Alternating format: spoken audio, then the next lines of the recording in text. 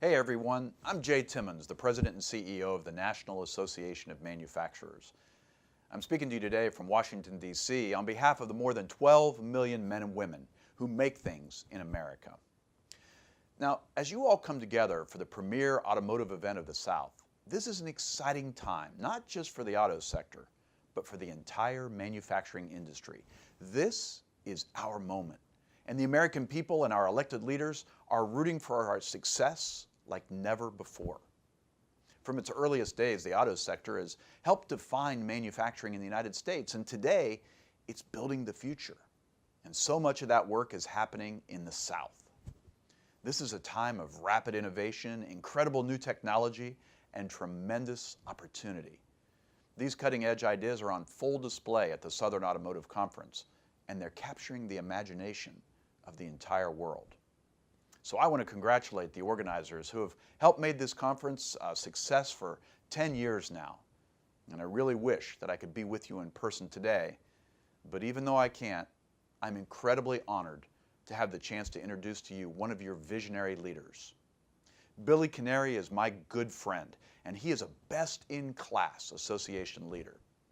Billy's leadership has taken the Business Council of Alabama to new heights, and he's an individual who is so highly regarded and so incredibly respected, not just in Alabama, but across the entire country, in communities, boardrooms, and the halls of power of Washington, D.C. I can't tell you how lucky Alabama is to have such a dedicated and influential leader and advocate fighting on behalf of your businesses, and also fighting on behalf of your workers and your families. I am so grateful for the NAM strong partnership with Billy and the BCA. So ladies and gentlemen, please help me welcome someone with an incredible resume. The former Special Assistant to President George H.W. Bush, the former President and CEO of the Washington, D.C. based American Trucking Associations, and the current President of the Business Council of Alabama. Ladies and gentlemen, Billy Canary. I want to thank Ron and thank all of you here for making this such an incredibly successful event, and having been a bared witness to the luncheon of almost 1,200 people, it's an incredible opportunity for these states. And I also am a realist, knowing that I'm about 38 minutes from the buses departing. So I'll pay attention to that for all of you, because last night's events were superior as the case now. I want to also thank Abby for your introduction of the tape, and for Jay, and personal privilege, my son, Will Canary, has joined us, who's living here, one of those millenniums, 23 years old, and I'm very proud of him. Will, take a stand. Come on, man. Came to see his dad speak. So I just wanted to give a quick overview and thinking of a couple of things here. One of course, is thinking about a job description that each and every one of you engaged in. And I like to use that as a bifurcation of two parts. The first is a quote from the former Prime Minister of Israel, who once turned off. Here. Why don't I go to the, oh, okay, I'll just go here. We're good. Oh, well, I think this works, doesn't it? Oh, I'm going to stand here. It's easier. I now begin to understand the line in the movie Forrest Gump. Do you remember when Jenny says to Forrest, "Run, Forrest, run"? I get it. So the job description has really two great parts. The first of it is from the former Prime Minister of Israel, David Ben-Gurion, who says that in order to be a realist, you have to believe in miracles. But in one of my favorite movies, The Princess Bride, you remember the scene when Miracle Max is trying to bring back the prince to life, and Miracle says, "If you rush a miracle man, you get rotten miracles." But all of you here are believers in miracles. Look at what this industry has produced. But my other friend, John Milley, would often tell me, which is also indicative of this crowd, if you're not living on the edge, you're taking up too much room. So I just want you to think about those as you size that up. I also think that today was about leadership.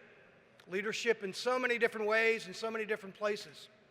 So I love to embrace these six principles of leadership. If you want to be a leader, you have to have strong ideas. You have to be an optimist and a problem solver. You have to have courage in the face of fear. Embrace relentless preparation. To accomplish anything, you need great people to help you, and you have to be able to communicate. And I'm going to talk a little bit about that towards the end of my comments, about communication.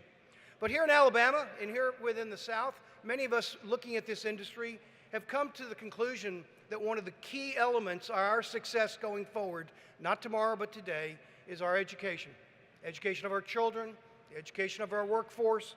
And in Alabama, there are three numbers that I think about quite often. And that's 61,923, that's 13, and the number 1237. And let me tell you quickly what those numbers represent. The 61,923, that's the 4-year-old population in our state. And I'll talk about what we're doing with them. 13th grade education is what every child needs today to enter the workforce. That means graduating high school, no remediation, they can read, they can write, and they have to have something else, a certificate from a community college for a trade, college, community college, whatever it might be, they've got to go one step further. But that takes 100% graduation rate. Do you know that today in the United States of America, the number 1237 is the number of children who dropped out of high school? They don't have a good path to go. You know where they're going to end up. You know, I often think that when you see another favorite movie, the theme here could be my movies, but Waiting for Superman. If you understand the concept of Superman, Superman always came to save the day. Well, in this movie, Waiting for Superman, it's about the failure of our education system. And it's the kind of movie where you cry at the beginning, you can't even get to the end. Because it says in the last 30 years, the only thing that's gotten worse in America is our public education system. And we got to fix that. We got to change that.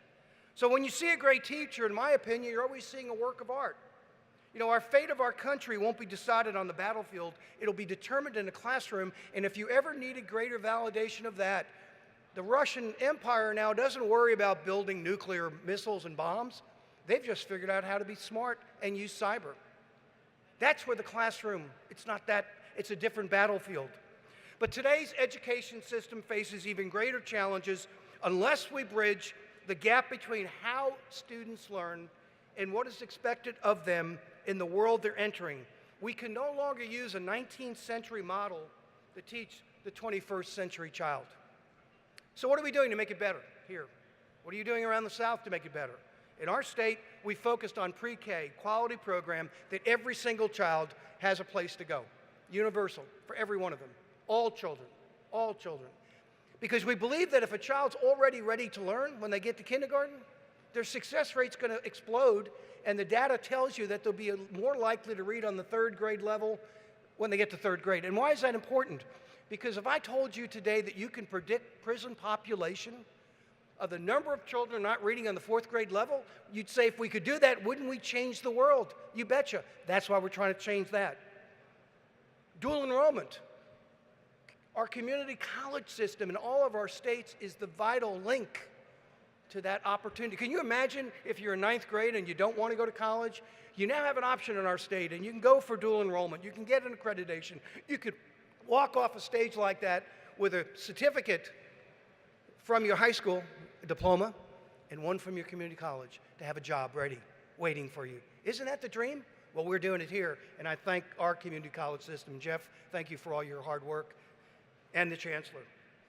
Eliminate remediation. I talked about the importance of that, but you know the thing that really troubles me is this failing school process. Can you imagine waking up in the morning and dressing your child and getting them fed and walking them to a school bus and then say, have a great day and you're failing school? That's unacceptable. So what are we doing about that? We're doing a number of things. The first thing we do is we proclaim that a child should not be given an academic death sentence because of the zip code he or she lives in. So what do? We create charter schools here in our state, as you have. We have school choice. We create scholarships for those children in the failing schools. And in Alabama, we created a total new paradigm and a new platform called the Business and Education Alliance to bring all those changes to focus. You know, I was in Philadelphia not too long ago, and I was asked to speak to a business group similar to this about why in Alabama are you doing all these incredible things for early childhood. It's kind of off the grid. It doesn't seem like every other equivalent of a chamber of commerce and others are doing it at the state level. Well, BCA, being the affiliate for the NAM and the U.S. Chamber and hard on politics and advocacy, we are different. But I gave, and I will say this is what's interesting. If you ever have an opportunity to give a speech, you want to do it after the cocktail party, not before. And what happened in this particular instance, I gave a presentation in the Federal Reserve Bank, and after I finished, a person in the back of the room raised her hand and said, "Can I ask a question?" I said, "Sure." And she came back to me and said, "Why?" I said, "Why? What do you mean, why do we do it?" She said, "Yeah, I still don't really get it, because you seem so out of the lane you're supposed to be in." So I said, "All right, let me give you 3 quick answers. Hope all 3 work, but if not, take one of any of them." The first, workforce. I just said it. You need a 13th grade education. It's not very complicated what we do at the BCA or what you all do here that employ people. We fight to sign the front of a paycheck so someone signs the back. That's called quality of life opportunity. I also learned years ago when I was in elected office, when I voted against something that I didn't think was germane to what our jurisdiction was, but the mayor came down. I was a city councilman at the time, and he said, "You got to remember this, no person stands taller than when they bend over to pick up a child." And then the last one, which I think captures it all, because the word is all, is in the reading from Psalm 127:3. All children are a gift from God. Those are our responsibilities from the business community, and just like waiting for Superman, if we don't do it, no one's showing up to do it for us. So the good news and the truth, real briefly. In Alabama, along with this automobile manufacturing industry that you all realize, we have now produced over 1 million vehicles a year, adding billions of dollars to our economy through supplier purchases, payroll, and sales. We have a great story to tell. American manufacturers of the 21st century are leveraging technology in new and exciting ways. Manufacturers are now tech companies, and tech companies are manufacturers. America's corporate tax rate is one thing that we're working to change. We now have a rate of 35% is the highest among all exporting nations. But to thrive in this environment, Washington needs to understand that the international marketplace, that American manufacturers require 3 things. We require full, free, and open trading policies. There is no alternative. The American manufacturing can and must remain what it's always been, an arsenal of economic power serving our country and the rest of the world. By working together, we can and will achieve that goal. It is the reason of the success of the Southern Automotive Conference here this week. A good friend of mine writes books, and his name is Andy Andrews, and Andy has a concept where he says, "Never stop searching for the truth. A principle is truth, and the truth is the bottom line. But everyone is entitled to their own opinion, but not their own set of facts. That is why it's vital to get past opinions and seek the truth in all we're doing." So let me give you some truth and facts. Number 1, manufacturers contribute over $2.2 trillion to the U.S. economy. For every $1 spent in manufacturing, another $1.81 is added to the economy.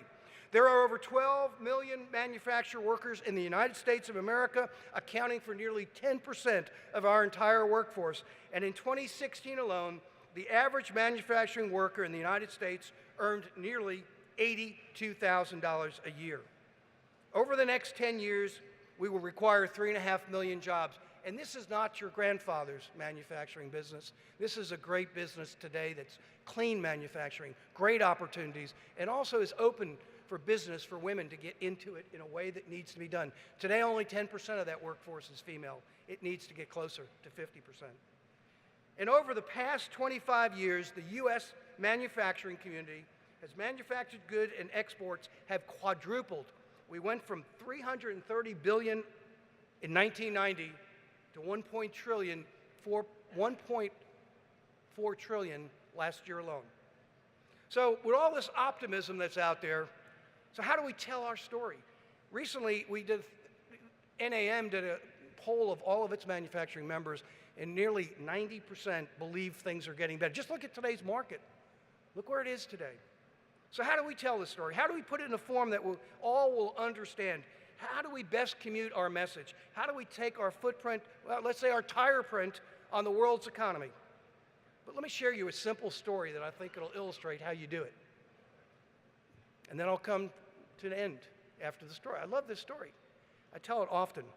It turned out one day a baseball player, professional ball player, and his wife were home. They had just had the blessing of the birth of their first child, and he being off season and her being tired, they put the baby down, and she was able to settle her, and she fell asleep, and they went back into the room to watch a next film called Muscle Shoals. And as the movie was progressing, and Mick Jagger was talking about something fun, or they heard the scream from the other room, and they ran back in fear of something life-threatening had occurred. And what they quickly discovered, or the wife did, his wife, was that the baby had soiled her diaper. And his wife said, I'm really tired. I'd love to go back and watch that movie. It's so relaxing. You're off season. Would you mind changing your daughter's diaper? Now, if this guy had half a brain, he would have come up with a thought like, I'm really not good at it. I'm inexperienced. Any excuse. My hands don't work. My brain's not functioning. But he didn't do that. What he said to her was, listen, I'm a professional baseball player. I make millions of dollars, and this is your job. Not a good answer. So if looks could kill, this guy was DOA on the spot, and his very brilliant wife looked him straight in the eyes and said the following: look here, Buster. This is how you learn to change your daughter's diaper. First, you lay the diaper out like a baseball diamond, and you put second base on home plate and put the baby's bottom on the pitcher's mound. You hook up first and third and slide home underneath. And if it starts to rain, the game ain't called. You just get to do it all over again. That is a great way for this guy to learn. And that's what we're doing here at this conference. We're taking the opportunity for all of us in this room to translate what we're doing that's so great for our economy, our people, the quality of life, and our competitive nature in a global world. And in spite of some folks who sometimes get confused, we are not confused. We support and we believe in that global economy. But I'll say to you in the end here that life has a rule. They call it the 50-50 rule. Do you remember in the scene when Empire Strikes Back, when Yoda is trying to give the new warrior his marching orders, and Yoda says to him, do or do not. There is no try. And that's what you all are about, doers. You're also yes people. And let me tell you the difference between a yes person and a no person. So please accept this with my encouragement. In everyday situations, you are faced with yes or no scenarios all the time. It's simply a 50-50 situation. Saying no is safe. Saying no has no goals. Saying no has no direction. Saying no has no ambition. Saying no has no vision. Saying no has no hope. And as a rule, no's don't really move us forward. Or you could say yes. Yes, I've decided to pursue my dreams and goals. But here's where it gets a little tricky. It's not always easy to say yes. Yes means taking chances, putting yourself out there, embracing the unknown. But when you open yourself to yes, amazing opportunities and exciting possibilities come our way. We expand our territory, and that, for so many, is what we strive for. What challenge can you own and say yes to right now? So now is our time, and now is our purpose. So finally, in closing, I first want to thank all of you for what you do. You are simply extraordinary people.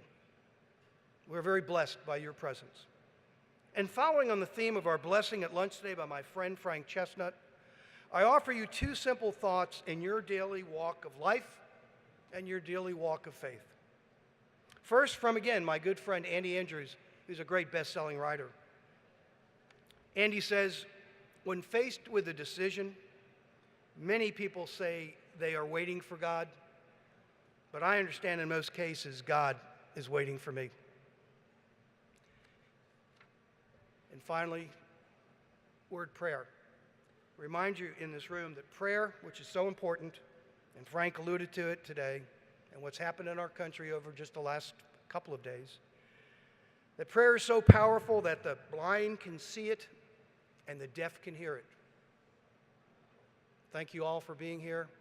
Let's go on to have great reception. God bless you. And it's an exciting profession we're all in. Thank you.